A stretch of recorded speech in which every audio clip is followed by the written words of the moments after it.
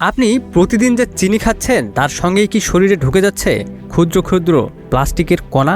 নতুন এক গবেষণার ফলাফল বলছে দেশের বাজারে বিক্রি হওয়া ৯৫% চিনিতেই মিলেছে মাইক্রোপ্লাস্টিক।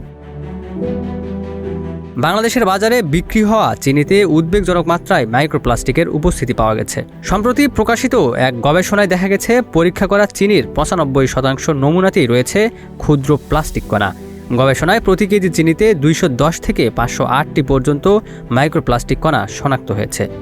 ঢাকার বিভিন্ন খুচরা বাজার থেকে সংগ্রহ করা ব্র্যান্ডেড ও খোলা উভয় ধরনের চিনি বিশ্লেষণ করে এই তথ্য পাওয়া যায়। ফলাফলে দেখা গেছে ব্র্যান্ডেড চিনিতে গড়ে প্রতি কেজিতে ৩২২টি এবং খোলা চিনিতে ৪০৩টি মাইক্রোপ্লাস্টিক কণা পাওয়া গেছে। যদিও এই পার্থক্য পরিসংখ্যানগতভাবে খুব বেশি নয়, তবুও খোলা চিনিতে দূষণের মাত্রা তুলনামূলক বেশি। গবেষকদের মতে এসব মাইক্রোপ্লাস্টিক প্লাস্টিকের প্যাকেজিং, খাদ্য প্রক্রিয়াজাতকরণ, যন্ত্রপাতি, সংরক্ষণ, পরিবহন এবং পরিবেশে ছড়িয়ে থাকা প্লাস্টিকের ক্ষয় থেকে চিনিতে মিশতে পারে।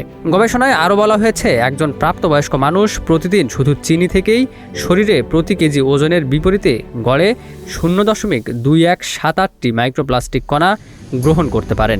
দীর্ঘমেয়াদে এর স্বাস্থ্যগত প্রভাব সম্পর্কে আরও গবেষণার প্রয়োজন রয়েছে বলে জানিয়েছেন গবেষকরা। গবেষকদের মতে খাদ্য নিরাপত্তা ব্যবস্থায় মাইক্রোপ্লাস্টিক পর্যবেক্ষণ অন্তর্ভুক্ত করা এবং উৎপাদন ও প্রক্রিয়াজাতকরণে স্বাস্থ্যসম্মত মানদণ্ড আরও জোরদার করা এখন সময়ের দাবি। Ikramuzzaman, news flash 71।